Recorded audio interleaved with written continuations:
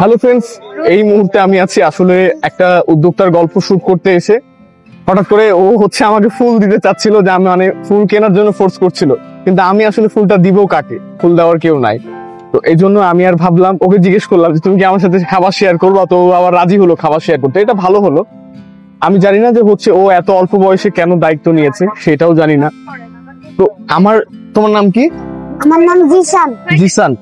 জিসানের মতো আরো অনেকেই আছে যাদের ভিডিও করে আমাদের চারপাশের আরো অনেক নামি দামি কন্টেন্ট ক্রিয়েটর আছে যারা সিম্প্যাথি নিয়ে আজকাল অনেক বড় বড় জায়গায় পৌঁছেছে।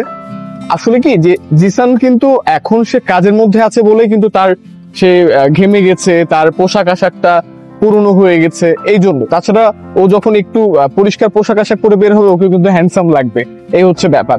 জিসান, তুমি কি প্রতিদিন কাজে বের হও, সকালবেলা বের হও এভাবে, না কখন? প্রতিদিন সকালবেলা। সকালবেলা বের হও, সকাল থেকে মানে রাত পর্যন্ত এভাবেই ফুল বিক্রি করো?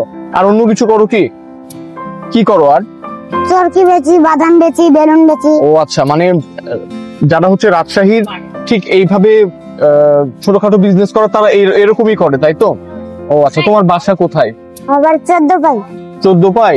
ও আচ্ছা, ঠিক আছে। তো ব্যাপার আমি এইটাই বোঝাতে চাচ্ছি যে জিসান কিন্তু হতদরিদ্র না, বা জিসান কিন্তু গরিব না, জিসান ফকিরও না।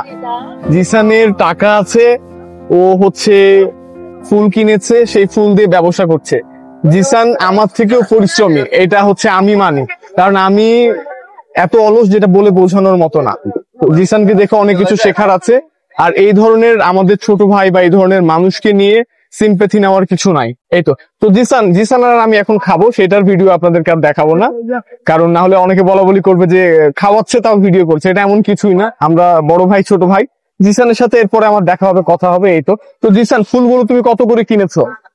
আমি কিনেছি 10 টাকা পিস। 10 টাকা পিস কিনেছো? ও বাবা, তাহলে তো এখানে কয়টা, 1 2 মানে কয়টা কিনেছিল আজকে?